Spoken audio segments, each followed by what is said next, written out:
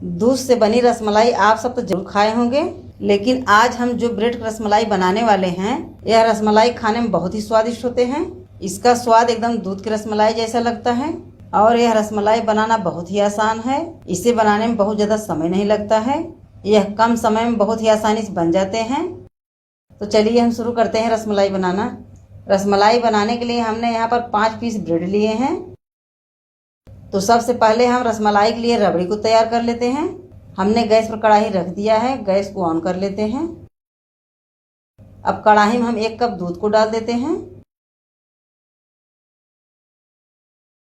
और इसी में 1 छोटी चम्मच देसी घी डाल देते हैं और इसी में हम लगभग 2 बड़े चम्मच मिल्क पाउडर डाल देते हैं। मिल्क पाउडर को हम दूध में मिला लेते हैं जिससे इसमें लम्स न बने। मिल्क पाउडर को हमने दूध में मिला लिया है। अब इसमें हम लगभग 2 बड़े चम्मच चीनी डाल देते हैं। अब दूध को बराबर चलाते हुए चीनी को गला लेते हैं जिससे चीनी दूध में घुल जाए और दूध उबलने लगे। तब तक हमें इसे चलाते रहना है क्योंकि हमने इसमें मिल्क पाउडर डाला है।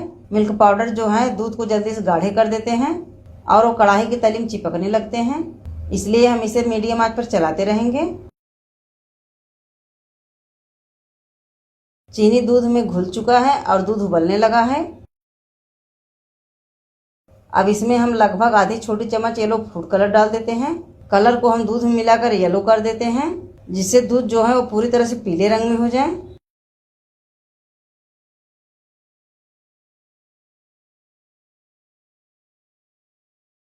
अब इसमें हम थोड़े से कटे हुए पिस्ता और बादाम डाल देते हैं।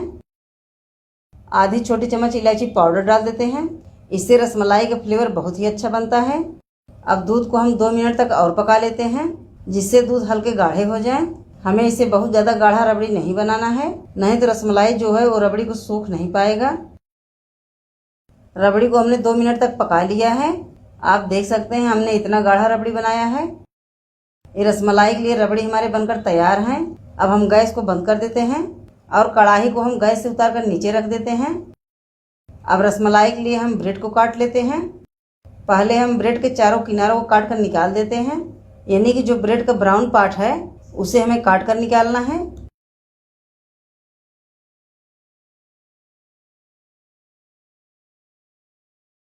इस तरीके से हम सभी ब्रेड को काट लेते हैं।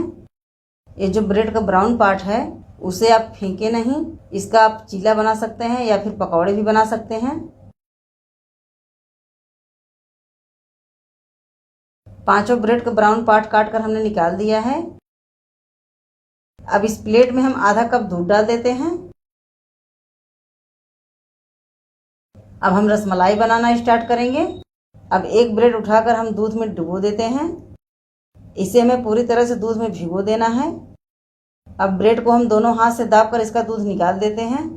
यहाँ पर हमने थोड़े से कटे हुए सूखा मेवा लिया है। अब 1 चम्मच कटे हुए मेवा हम ब्रेड के अंदर रखेंगे। अब ब्रेड को हम चारों तरफ से पैक करके रसमलाई बना लेते हैं। ब्रेड को हम इस तरीके से चारों तरफ से घुमाते हुए पैक कर देते हैं जिससे इसमें से मेवा बाहर ना निकले। ये पहला रसमलाई हमने बना लिया है। इसी तरह हम बाकी ब्रेड का भी रसमलाई बना लेते हैं। एक एक ब्रेड को हम दूध में डुबोते जाएंगे और इसमें से दोनों हाथ से दूध को निकालकर मेवा को भरकर रसमलाई बनाते जाएंगे। ब्रेड के अंदर जो सूखा मेवा डाला जाता है उससे जो रसमलाई है वो खाने में बहुत स्वादिष्ट लगते हैं। अब ब्रेड को हम चारों तरफ से पैक करके रसमलाई बना लेते हैं। रसमलाई को हम बहुत गोला आकार नहीं बना रहे हैं, इसको हम हल्के चिपटे आकार में बना रहे हैं, लेकिन आप चाहें तो इसको गोले आकार में बना सकते हैं। इस तरीके से हम चिपटे आकार में रसमलाई को बना रहे हैं।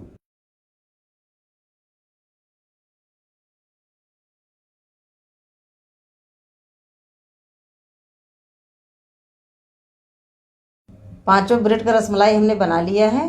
अब इसके ऊपर से हम रबड़ी को डालेंगे। यहाँ पर रबड़ी हमारे ठंडे हो चुके हैं। अब रसमलाई के ऊपर से हम रबड़ी को डाल देते हैं। हम रसमलाई के ऊपर थोड़ा थोड़ा कलछी से रबड़ी डालेंगे जिससे रबड़ी में पूरी तरह से रसमलाई डूब जाए।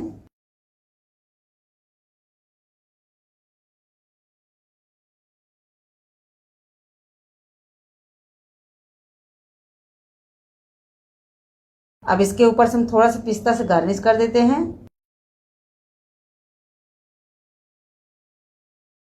अब आप देख सकते हैं इस तरीके से हमारे ब्रेड के रसमलाई बनकर तैयार हो गए हैं। यह रसमलाई हमारा खाने के लिए पूरी तरह से तैयार है।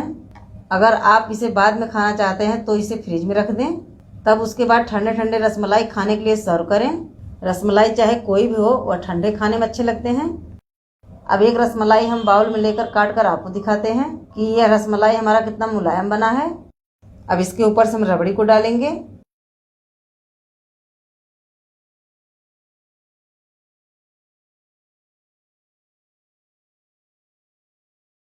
आप देख सकते हैं कितना मुलायम रसमलाई हमारा बना है।